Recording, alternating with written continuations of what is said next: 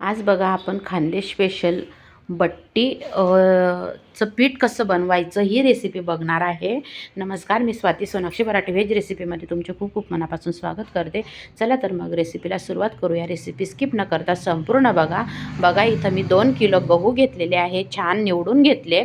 आणि एक पाव इथं म्हणजे पाव किलो साधा मका घेतलेला आहे. तुम्ही मका नक्की टाका, अगदी खानदेश स्पेशल तुमची बट्टी लागल. खूप छान खुसखुशीत ही बट्टी होते. आणि बघा आता मका टाकून घेतलेला आहे आपण 2 किलो गव्हांमध्ये. 1 पाव मका. आता 1 ते 2 चम्मच मी इथं ओवा टाकलेला आहे. त्यानंतर इथं मी आता बडीशोप घालणार आहे. बडीशोप आणि ओवा टाकल्यामुळं खूप सुंदर अशी एक चव येते. आता 2 ते 3 चम्मच मी इथं बडीशोप टाकलेली आहे. 1 ते 2 चम्मच ओवा घातलेला आहे. 2 ते 3 चम्मच बडीशोप घातलेली आहे. आणि आता बघा मी इथं अख्खे धने घालत आहे. 2 चम्मच 2 ते 3 चम्मच मी धने पण घातलेले आहे.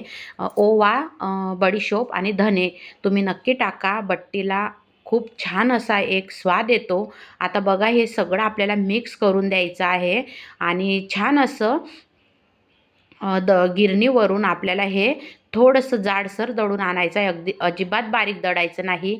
जर घरघंटी असेल तर 5 नंबरच्या जाडीने तुम्ही हे दळा.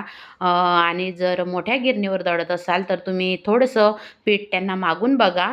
गावाकडे तर बट्टीचं पीठ म्हटलं तर नक्कीच ते लगेच छान दळून देतात.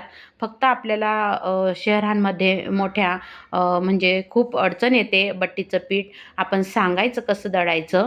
घरघंटीच्या 5 नंबरच्या चाळणीवर बघा मी हे पीठ छान असं दळलेलं आहे.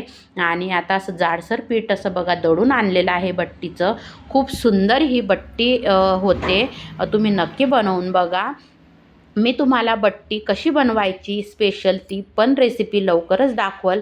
रेसिपी आवडल्यास लाईक, शेअर, सबस्क्राईब करा. श्री स्वामी समर्थ.